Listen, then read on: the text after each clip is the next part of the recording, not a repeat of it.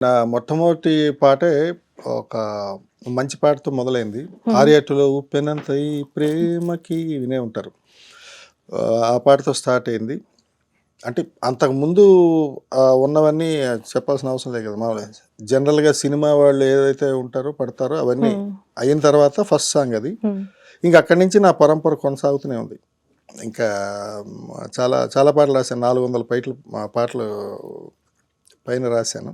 Like ఇప్పుడు మీరు చూసుకుంటే 'ఉప్పెనంత' సాంగ్ ఒక చాలా పెద్ద హిట్. సో అది especially like versatility of the lyrics వల్ల ఇంకా చాలా పాపులర్ అయింది. అవును. సో అప్పటి వరకు like there were a lot of songs around like love theme అవన్నీ. బట్ ఇది కొంచెం అగ్రెషన్, కొంచెం ప్యాషన్ అది చూపిస్తుంది. సో మీరు అది దానికి ఎలా అరైవ్ అయ్యారు అసలు? డైరెక్టర్ సిచ్యువేషన్ అది యాక్చువల్‌గా.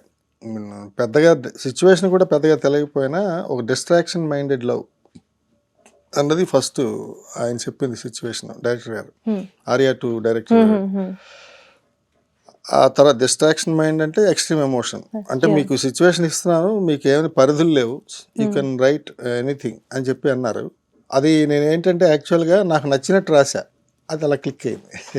అంటే ఒక ఎక్స్ట్రీమ్ ఎమోషన్ అన్నప్పుడు చినుకులే నిన్ను తాకి మెరిసిపోతానంటే మబ్బులే పోగేసి కాల్చేయనా అంటే అతిశయోక్తులు చాలా ఎక్కువ, అంటే ఊహించని అతిశయోక్తులు.